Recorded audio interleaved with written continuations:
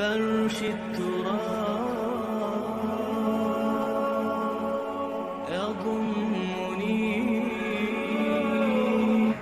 الحمد لله رب العالمين والصلاة والسلام على سيد الأنبياء والمرسلين. أما بعد، قال الله تبارك وتعالى في القرآن المجيد والفرقان الحميد. بسم الله الرحمن الرحيم. فمن يعمل مثقال ذرة خيرا يراه ومن يعمل مثقال ذرة شرا يراه. وقال رسول الله صلى الله عليه وسلم قال: ولا تحاسدوا ولا تباغضوا، أو كما قال عليه الصلاة والسلام. اللهم صل على محمد وعلى آل محمد كما صليت على إبراهيم وعلى آل إبراهيم إنك حميد مجيد. اللهم بارك على محمد وعلى آل محمد كما باركت على إبراهيم وعلى آل إبراهيم إنك حميد مجيد.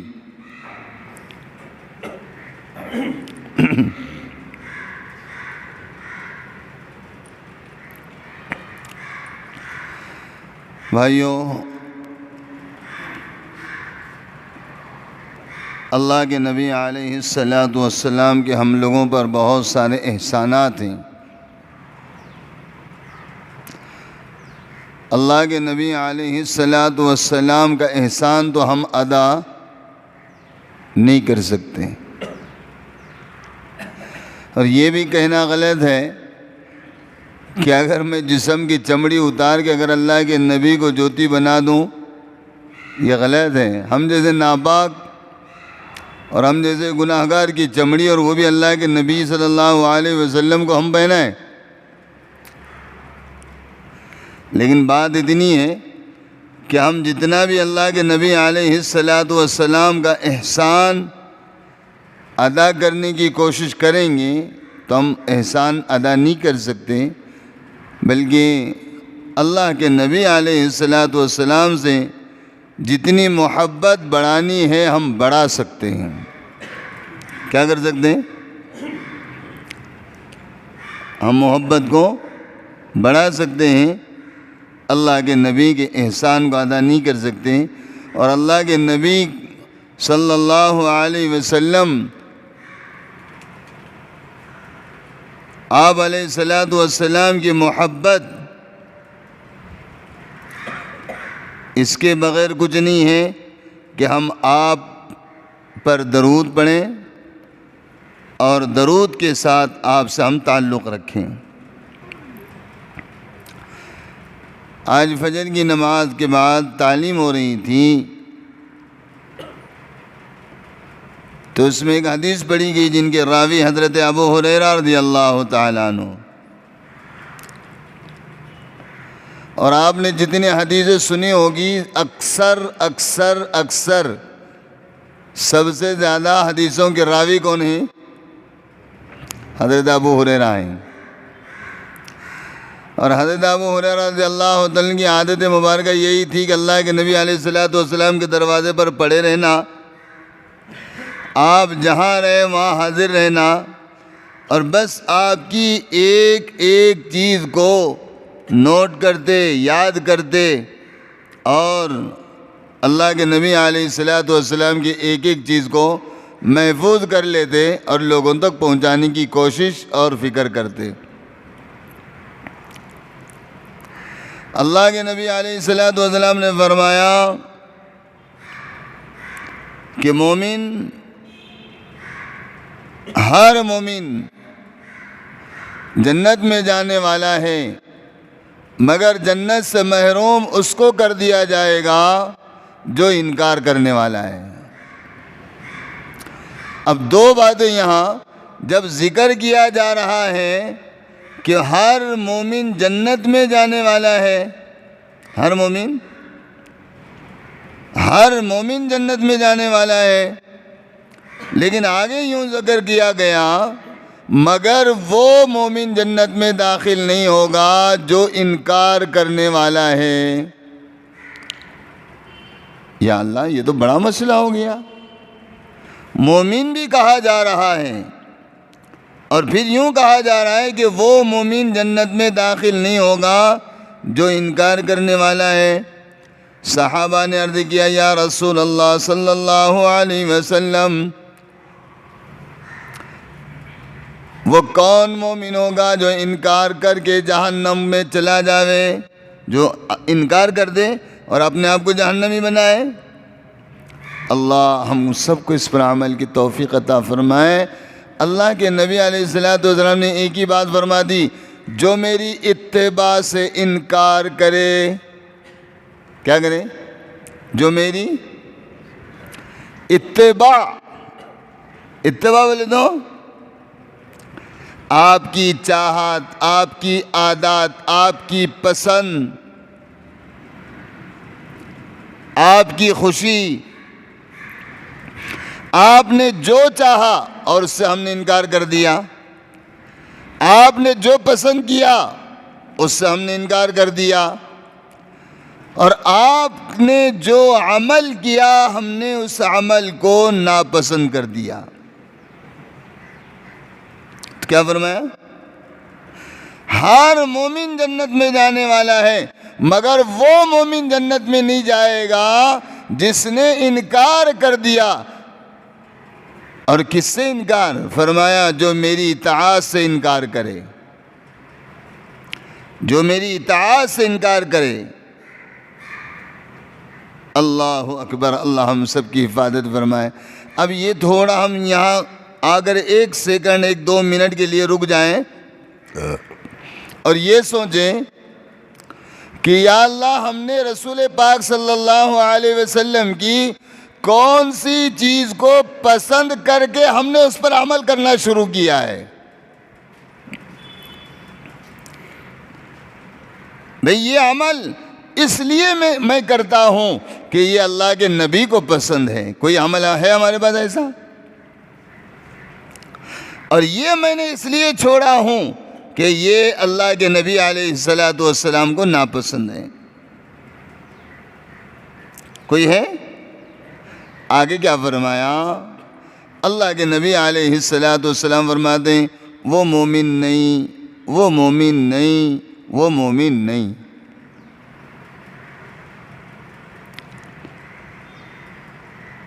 صحابہ نے پوچھا، یا رسول اللہ صلی اللہ علیہ وسلم،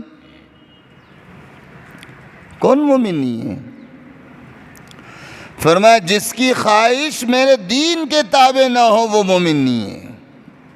جس کی خواہش جس کی طبیعت کے تابع ہو جائے، جس کی ارمان اس کے ارمان کے تابع ہو جائے اور نبی کے دین کے تابع نہ ہو جائے تو اللہ کے نبی نے فرمایا مومن نہیں ہے۔ اللہ رب العالمین ہم سبوں کو کامل مومن بنا دے۔ دیکھو آنے والا زمانہ مومنوں کے لیے آ رہا ہے۔ آنے والا جو زمانہ ہے وہ کس کے لیے آ رہا ہے؟ رمضان المبارک آ رہے ہیں نا، یہ شعبان آیا،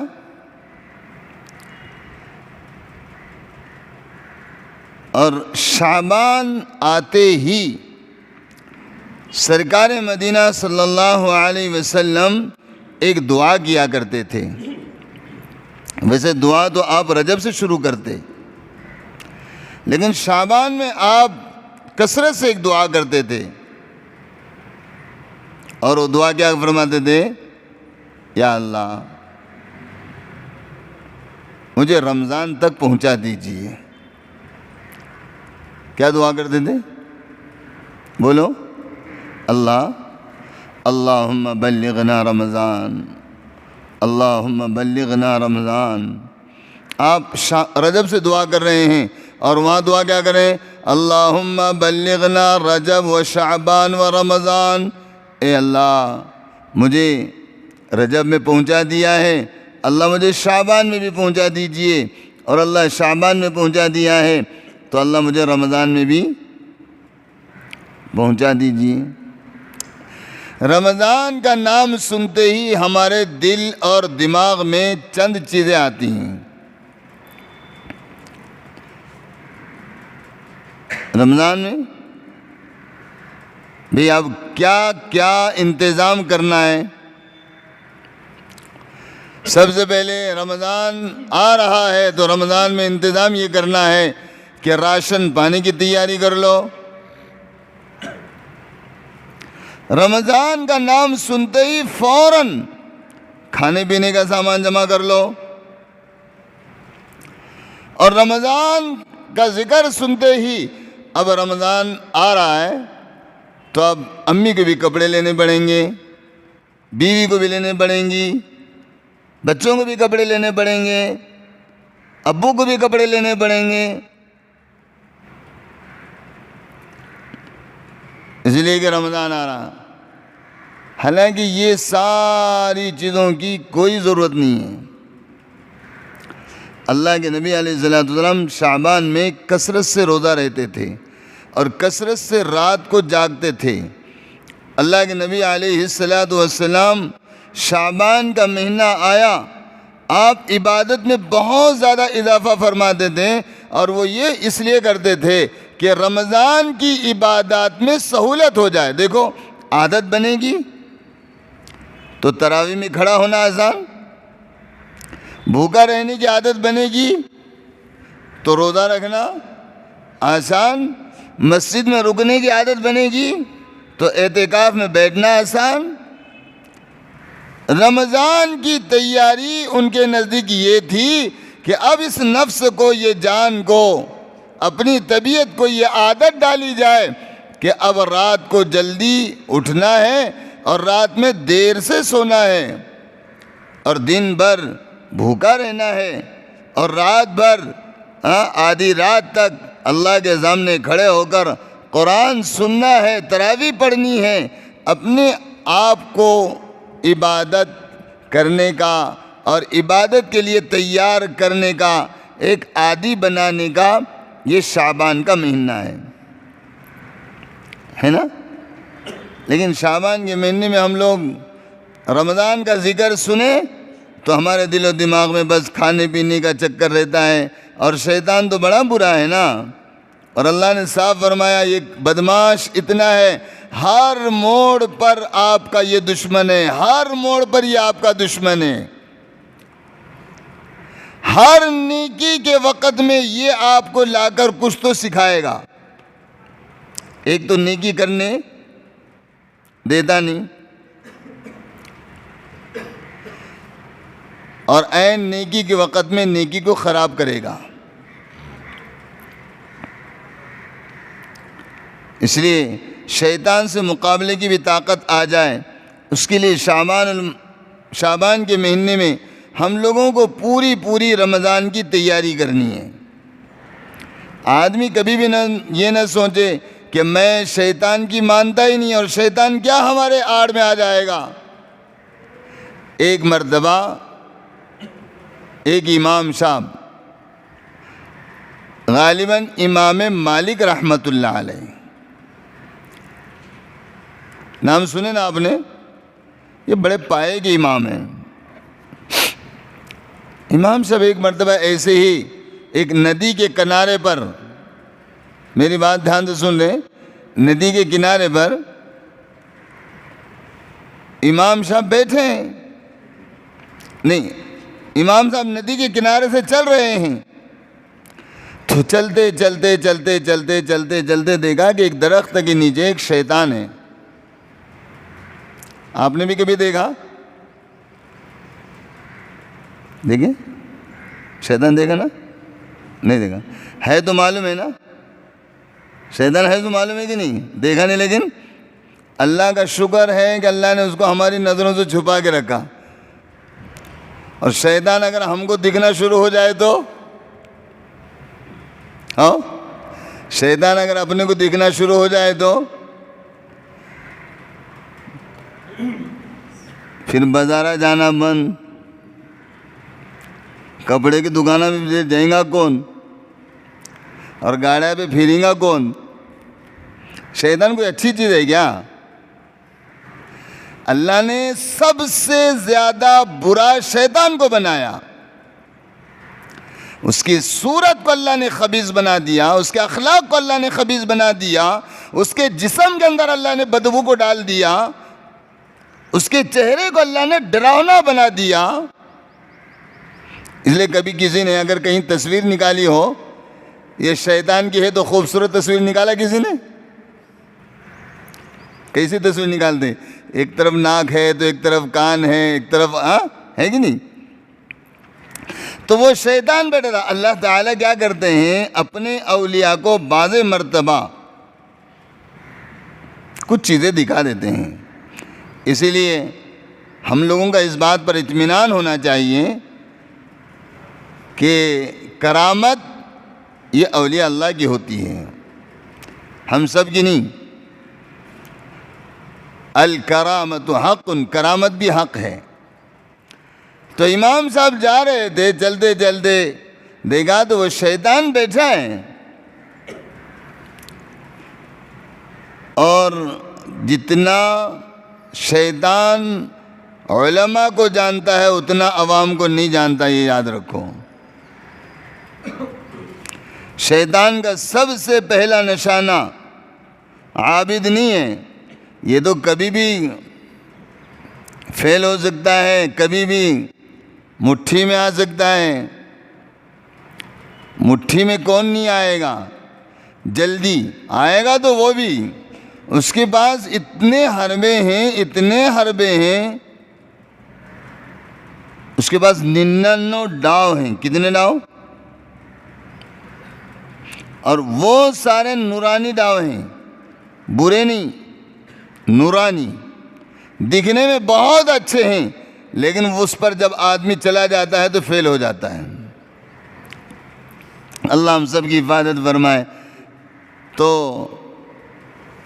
امام صاحب جا رہے ہیں تو چلتے چلتے امام صاحب کو شیطان سلام کر رہا ہے، امام مالک کو شیطان نے سلام کیا۔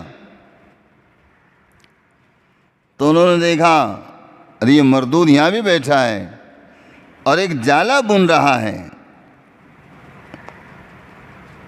تو امام صاحب نے کہا بھائی کیا کر رہا بھائی؟ تو کہا حج کا زمانہ آ رہا ہے امام صاحب، حاجیوں کو جال میں پھنسانے کے لیے جارہ بن رہا ہوں۔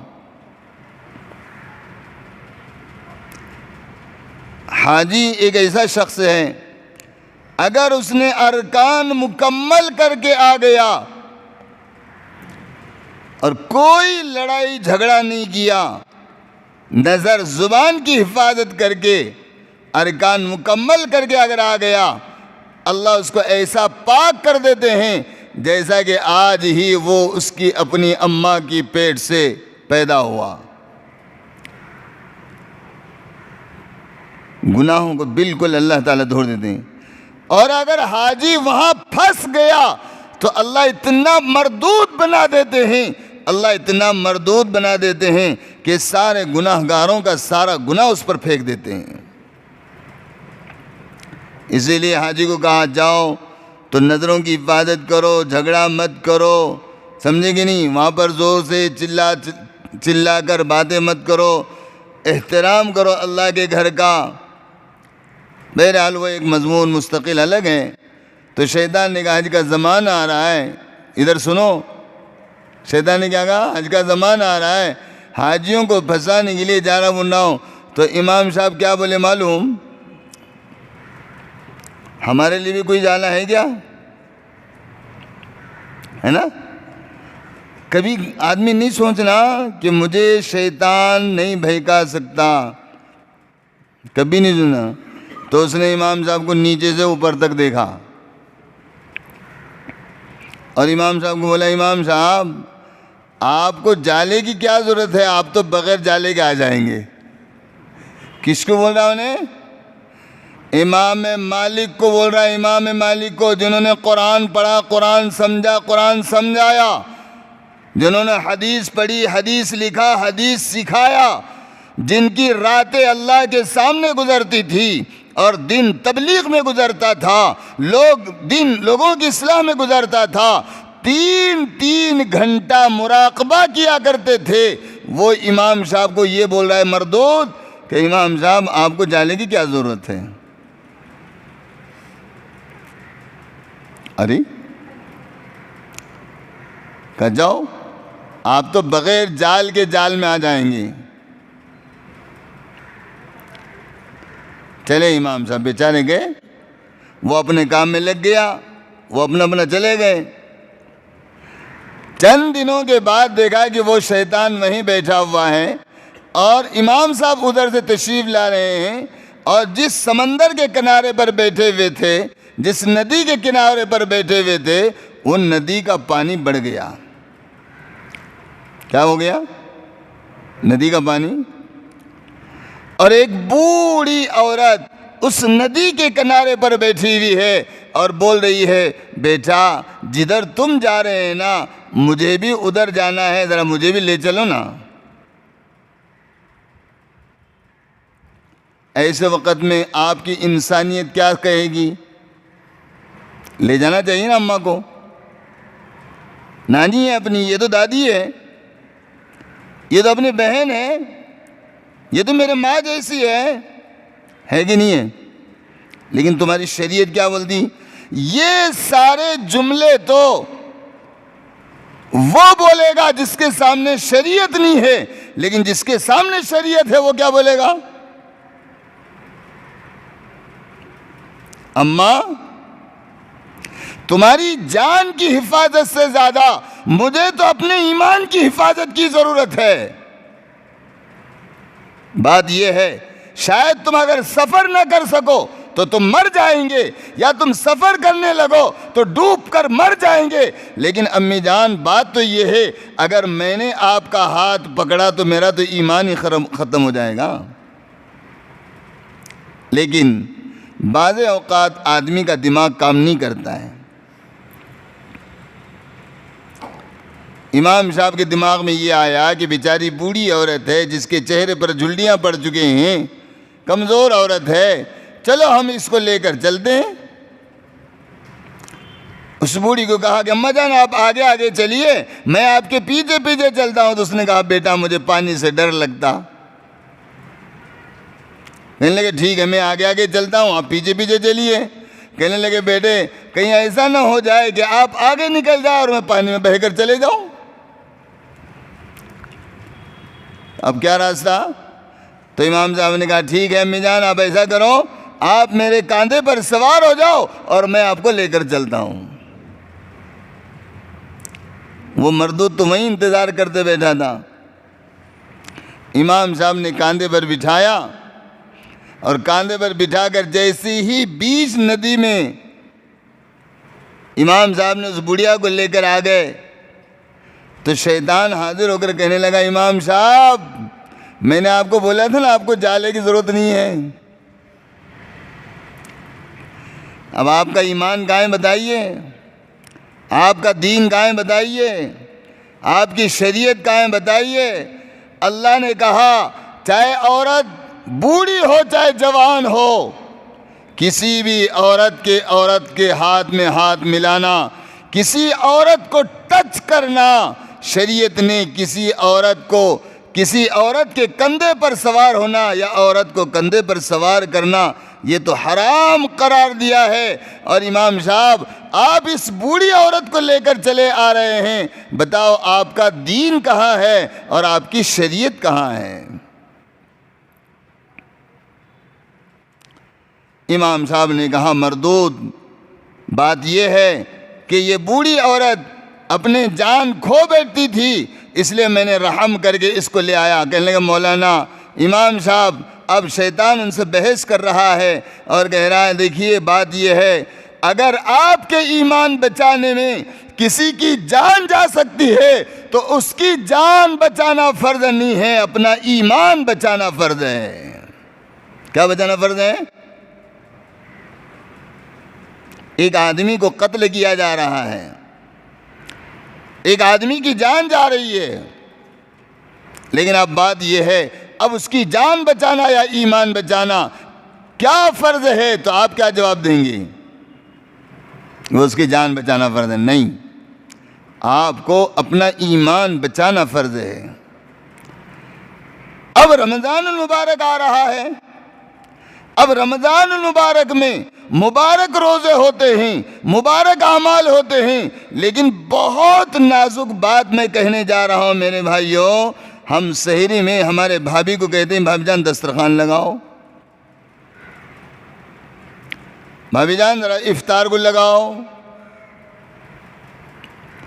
بھابھی جان سحر ہو چکی ہے، اب آپ کیا کرو، تھوڑا ہمارے لیے چائے بناؤ۔ اب میرے بھائیوں مبارک مہینہ چل رہا ہے، اب ہم اپنے بھابھی کے ہاتھ سے، اور ہم پتہ نہیں کتنوں کے کیا ہمارے غیر محرم عورتیں جو ہوتی ہیں جن کا ہم سے کوئی محرم رشتہ نہیں ہے، ایسی عورتیں جو جن کے ساتھ کلام حلال نہیں ہے، جن کے ساتھ بات چیت کرنا حلال نہیں ہے، ان کے ہاتھ سے کھانا پینا اور ان سے کلام کرنا، ان سے ملنا جلنا، یہ میرے بھائیوں اس مبارک مہینے میں بھی بجائے ہماری مغفرت ہونے کے اللہ تعالیٰ کی طرف سے ہم پر لعنت ہوتی ہے۔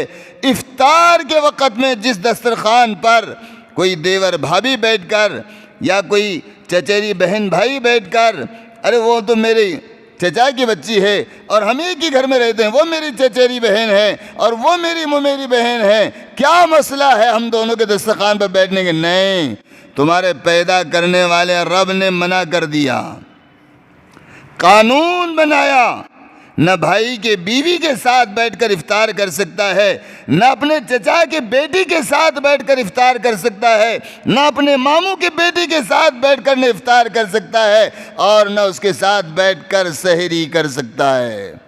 اور اگر کیا تو لوگوں پر رحمت برستی ہوگی، رمضان کا مہینہ ہونے کے باوجود اللہ تیرے اوپر لعنت برسائیں گے۔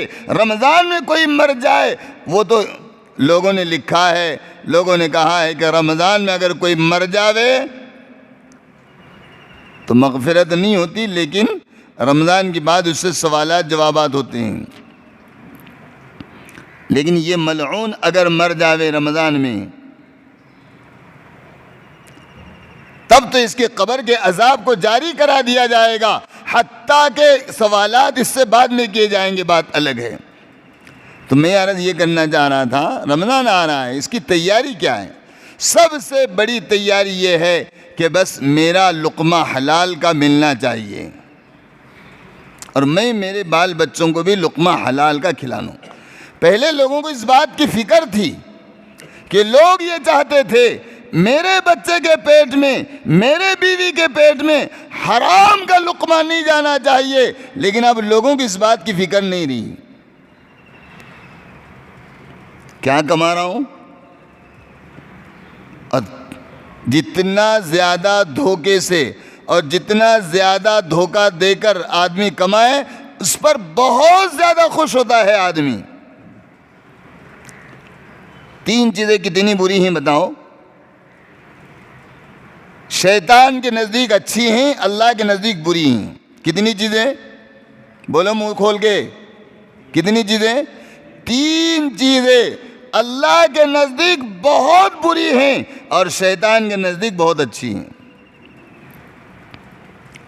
اور جو تین چیزوں سے یہ پرہیز کرے، اللہ اس کو اپنے وقت کا ولی بنا دیتے ہیں، اللہ اس کو اپنا دوست بنا دیتے ہیں، اور جو تین چیزوں کو اختیار کرے، اللہ تعالیٰ اس کو اپنی لعنت، اللہ اس پر لعنت برستے ہیں اور اللہ اس کو اپنی رحمت سے نکال دیتے ہیں۔ ایک چیز، سب سے پہلی چیز وہ ہے حسد۔ کیا چیز ہے؟ اللہ کے نبی نے فرمایا، قال رسول اللہ صلی اللہ علیہ وسلم قال لا تحاسدوا ولا تباغضوا حسد سمجھ رہے ہیں؟ جلنا. حسد کس کو بولتے ہیں؟ جلنا. اس کا کچھ بھی برا ہوا تو خوش ہونا، نہیں تو اس کے برا ہونے کا سوچتے رہنا، یہ ہے حسد. اور اللہ تعالیٰ کو یہ چیز پسند نہیں ہے. تقسیم کرنے والا کون ہے؟ بولو. تقسیم کرنے والا کون ہے؟ چاہے اولاد ہو، مال ہو، دولت ہو، عزت ہو، طاقت ہو، تقسیم کون کرتا ہے؟ اللہ رب العالمین فرما رہا ہے للہ ما فی السماوات و ما فی الارض. نہیں، زمین بھی اس کی، آسمان بھی اس کا. کس کا؟ للہ، اللہ کا. اب زمین میں کوئی اپنی عقل اور چالاکی سے اور کوئی اپنی طاقت سے نہ عزت حاصل کر سکتا ہے، نہ اولاد حاصل کر سکتا ہے، نہ دولت حاصل کر سکتا ہے. اس لیے فرمایا ولا تحاسدوا. یہ بہت بری چیز ہے. اور رمضان کے مہینے میں اگر کسی کا سینہ اگر حسد سے پاک نہیں ہے تو وہ گناہوں سے پاک نہیں ہو سکتا ہے. رمضان کی ہر رات مغفرت کی ہے کہ نہیں؟ رمضان کا ہر دن مغفرت کا، رمضان کا ہر لمحہ مغفرت کا. سحری کا وقت مغفرت کا، افطار کا وقت مغفرت کا، تراویح کا وقت مغفرت کا. جی، فجر کے بعد مغفرت کا اعلان، مغرب کے بعد مغفرت کا اعلان ہو رہا ہے. لیکن یاد رکھو، جس کا دل حسد میں ڈوبا ہوا ہے، جس کا دل حسد سے گندا ہو چکا ہے، اور جس کو حسد کی عادت پڑ چکی ہے، اور جو حسد کرنے والا ہے، اللہ رب العالمین مبارک مہینہ آنے کے بعد بھی اللہ حاسد کی مغفرت نہیں کریں گے. آپ کو پتا ہے شیطان کیوں بنا ہے؟ معلوم ہے کہ نہیں ہے؟ شیطان کیوں بنا؟ اس نے شراب نہیں پیا، اس نے زنا نہیں کرا، اس نے قتل نہیں کیا. شیطان نے اللہ کا ذکر نہیں چھوڑا. پھر شیطان کیوں بنا؟ بس سمجھ لو، شیطان حضرت آدم سے شیطان نے حسد کیا، فرشتے سے اللہ نے اس کو شیطان بنا دیا. کیا ہو گیا؟ آپ چاہے جتنے نیک ہو، آپ چاہے حاجی ہو، چاہے آپ نمازی ہو، چاہے حافظ قرآن ہو، چاہے آپ مجاہد ہو، مبلغ ہو، چاہے آپ بہت دین کا کام کرنے والے ہو، لیکن یاد رکھو میرے بھائیو، حسد جس کے دل میں آ گیا وہ اللہ کا نہیں بلکہ وہ شیطان کا ہو گیا.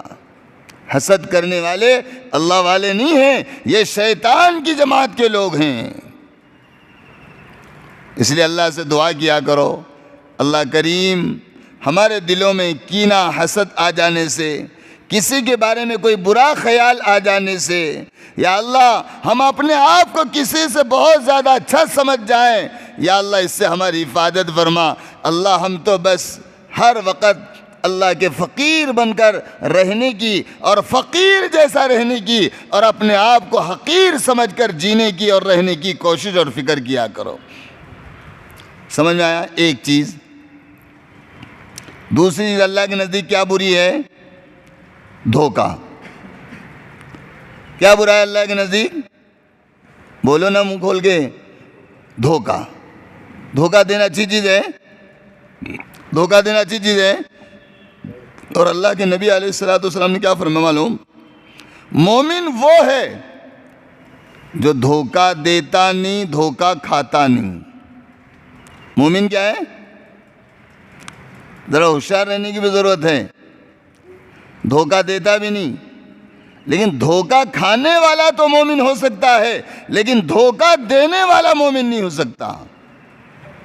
دھوکہ کھانے والا نہیں، مومن دھوکہ کھا سکتا ہے، لیکن مومن دھوکہ. اور اس کے بارے میں سرکار مدینہ صلی اللہ علیہ وسلم نے صاف ہاتھ اٹھا کر کہا ہے من غشا من غش فلیس منا، اللہ کے نبی نے فرمایا دھوکہ دینے والا وہ میرا نہیں ہے، ہمارا نہیں ہے۔ اللہ کے نبی نے اپنی امت میں سے اس کو نکال کر پھینک دیا، دھوکہ دینے والا ہمارا نہیں ہے۔ کس بات میں دھوکہ؟ ایک مرتبہ آپ علیہ السلام ایک مرتبہ درود پڑھ لیجیے، اللہم صلی علی محمد وعلی آل محمد کما صلیت علی ابراہیم وعلی آل ابراہیم انک حمید مجید، اللہم بارک علی محمد وعلی آل محمد کما بارکت علی ابراہیم وعلی آل ابراہیم انک حمید مجید۔ آپ علیہ السلام ایک مرتبہ بازار گئے، اور بازار میں جانے کے بعد آپ نے ایک جوار جو گندم تھا اس ڈھیر میں آپ نے ہاتھ ڈالا تو اوپر سوکھا تھا اور اندر گیلا تھا، اس لیے کہ اناج کو گیلا کر کے بیچ دیا جائے تو وزن بڑھتا ہے نا۔ اللہ کے نبی علیہ السلام نے اس گندم کے دانوں کو ہاتھ میں لیا، اس بازار میں کھڑے ہو کر اس صحابی سے فرمایا، وہ بیچنے والے سے فرمایا من غش فلیس منا، بھائی دھوکہ دینے والا وہ ہمارا نہیں ہے۔ اب بتاؤ میرے بھائیوں، ہم اتنے سارے روزے رکھ کے جائیں، اتنے سارے سجدے کر کے جائیں، اتنے سارے قرآن پڑھ کے جائیں، اور میدان قیامت میں اللہ کے نبی علیہ السلام ہمیں فرمائے تیرا اور میرا کوئی رشتہ نہیں ہے، اس دن ہمارا کیا بنے گا؟ اللہ کے نبی کہہ دے کہ میں سفارش نہیں کر سکتا۔ اور نبی علیہ السلام نبی کی وہ ذات ہے، اللہ کے بعد سب سے زیادہ رحم دل اگر کوئی ہے تو وہ محمد الرسول اللہ صلی اللہ علیہ وسلم کی ذات اقدس ہے۔ لیکن میرے بھائیوں، نبی نے اور اللہ نے دھوکہ دینے کو کتنی باتیں ہو گئیں؟ کتنی ہو گئی؟ 3۔ کتنی ہو گئی؟ پہلی بات کیا ہو گئی؟ حسد۔ دوسری بات کیا ہو گئی؟ نہیں دیں گے نا؟ نہیں دیں گے نا دھوکہ نہیں دیں گے نا انشاءاللہ؟ نہیں بھائی، ہم تو اللہ پر ایمان رکھنے والے لوگ ہیں، ہم دھوکہ نہیں دیں گے انشاءاللہ، دھوکہ نہیں دیں گے۔ اور جو دھوکہ دے قرآن بغل میں رکھے، دھوکہ دے رات کو تہجد پڑھے، دھوکہ دے روزے رکھنے والا ہو، دھوکہ دے لوگوں کو عمرہ اور حج کرانے والا ہو، دھوکہ دے مسجد مدرسے بنانے والا ہو، اللہ کے نبی نے فرمایا تیرا میرا کوئی رشتہ نہیں ہے، نہ تو میرا امتی ہے نہ میں تیرا نبی ہوں۔ اور جو نبی کو نبی مانتا ہے، جو اپنے نبی کو محمد الرسول اللہ صلی اللہ علیہ وسلم کہتا ہے، وہ دھوکہ دیتا نہیں ہے۔ کبھی کبھی دھوکہ کھا بھی لیتا ہے، لیکن دھوکہ نیت کرو انشاءاللہ نہ حسد کریں گے کسی سے۔ تقسیم اللہ کرتے ہیں نا، تقسیم کون کرتا ہے؟ اللہ کرتے ہیں۔ رضیت باللہ ربا، پروردگار تو جس کو جتنا دے میں راضی ہوں، اللہ جس کو تو جیسا بنا دے اس پر میں راضی ہوں۔ پروردگار تو نے مجھے جتنا دیا میں اس پر راضی ہوں، اللہ تو نے مجھے جیسا بنایا اللہ اس پر میں راضی ہوں۔ صحیح ہے؟ رضیت باللہ ربا، اللہ تیری ہر عطا سے اور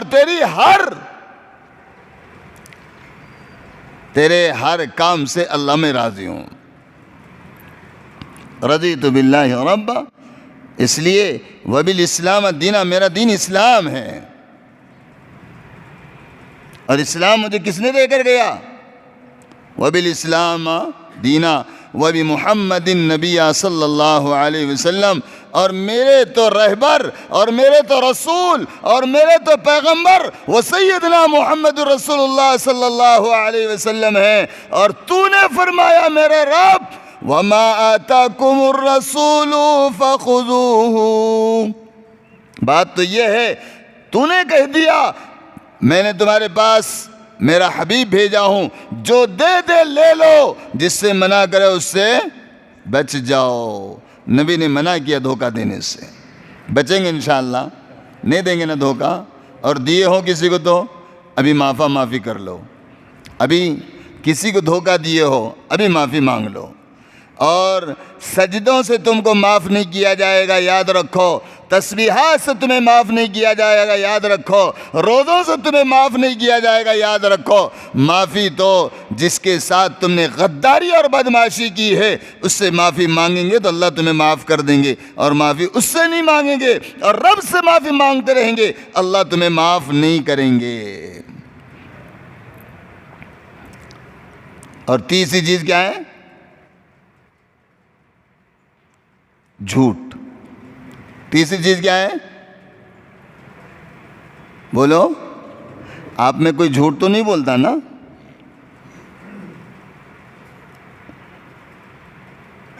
نہیں بولتا نا کوئی جھوٹ تو؟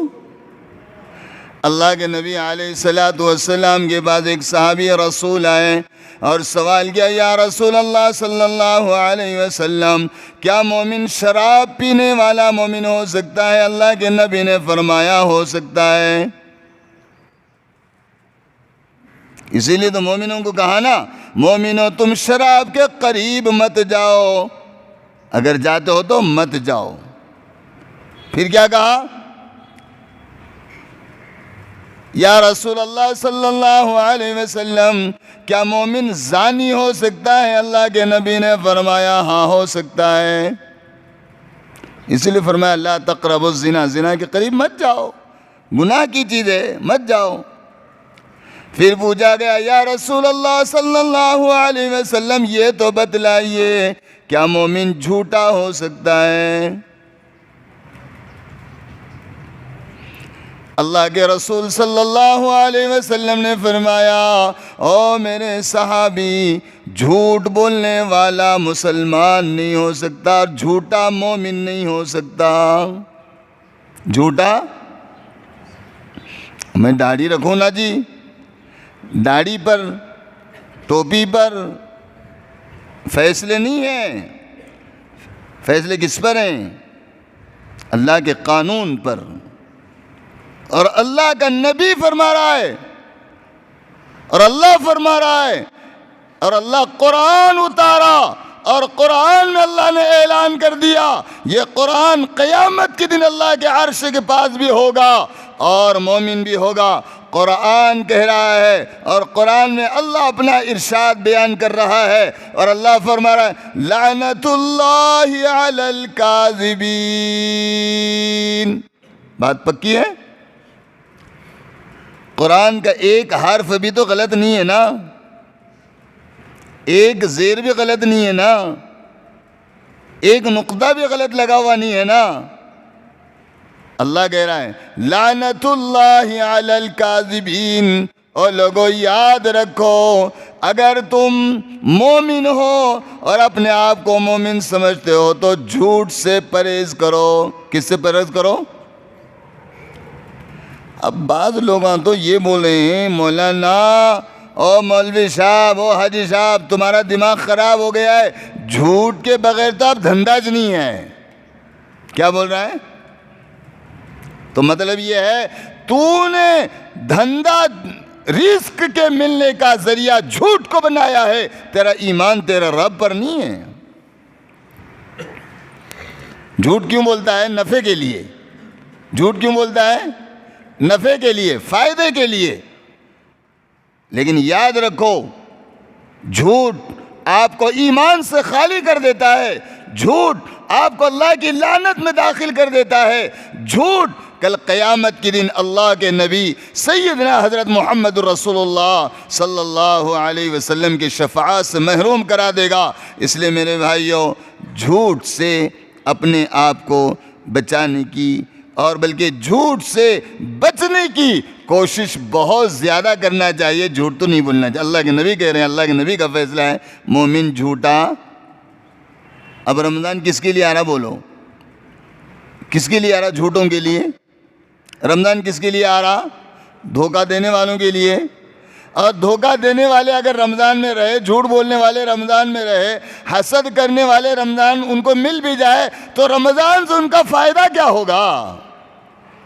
ایک گناہ معاف نہیں ہوگا حاسدوں کا، ایک گناہ معاف نہیں ہوگا دھوکہ دینے والوں کا، ایک گناہ معاف نہیں ہوگا مکار جھوٹوں کا۔ یاد رکھو، اللہ کے نزدیک یہ 3 باتیں بڑی بری ہیں۔ اللہ تعالیٰ ان تینوں باتوں سے ہم لوگوں کو بہت زیادہ بچنے کی اور بہت زیادہ بچنے کی کوشش کرنے کی اللہ تعالیٰ ہمیں توفیق عطا فرمائے۔ سمجھ میں آ گئے نہیں 3 باتیں کیا ہیں؟ گھروں میں بھی جا کر بولیں گے انشاءاللہ۔ دیکھو یہ 3 چیزیں، حسد عورتوں میں بہت زیادہ رہتا، اور جھوٹے باتیں کرنا بھی عورتوں میں بہت زیادہ رہتا ہے کہ نہیں؟ ایک مرتبہ ایک جگہ پر انعام رکھا گیا۔ کیا رکھا گیا؟ انعام۔ اور انعام کیا رکھا گیا؟ جو جتنا بڑا جھوٹ بولے گا اس کو اتنا بڑا انعام دیا جائے گا۔ تو ایک آدمی آ کر کیا بولا معلوم؟ ایک آدمی وہ درخت پر سے گرا اور اس کو چوٹ بھی نہیں آئی، ہو سکتا ہے نا، گرا اور چوٹ نہیں آئی ہوگی۔ دوسرا آ کر بولا ایک آدمی ندی میں گر گیا اور ندی اتنی گہری تھی کہ بہت بڑی گہری تھی، لیکن اس کو کچھ بھی نہیں ہوا اور بچ گیا، وہ مرا نہیں ہے، ہو سکتا ہے تیراؤں گا، کوئی مسئلہ نہیں ہے۔ لیکن ایک آدمی بولا کہ نہیں بابا، میں نے دیکھا کہ 4 عورتیں ایک درخت کے نیچے بیٹھی ہوئی تھی اور ایک دم چپ چاپ تھی۔ کیسی تھی؟ تو ہو سکتا ہے 4 عورتیں اور ایک دم چپ نہیں ہو سکتا ہے نا۔ عورتیں زیادہ جھوٹ بولنے میں ماہر ہوتی ہیں، حسد کرنے میں ماہر ہوتی ہیں، دھوکہ دینے میں بھی ماہر ہوتی ہیں۔ اس لیے میں یہ کہتا ہوں، تم کچھ باتیں جمعہ میں اگر سنتے ہو، کچھ سمجھ میں آ جائے تو گھر میں بیٹھ کے اس کا مذاکرہ بھی کرنا، خالی یہاں بیٹھ کے کرے اور ختم۔ ارے تم آئے ہو تو تمہاری ذمہ داری ہے، جو سنا گیا ہے اس کو گھر میں جا کر سمجھایا جائے، ان کو بھی سنایا جائے۔ اللہ تعالیٰ عمل کی توفیق عطا فرمائے۔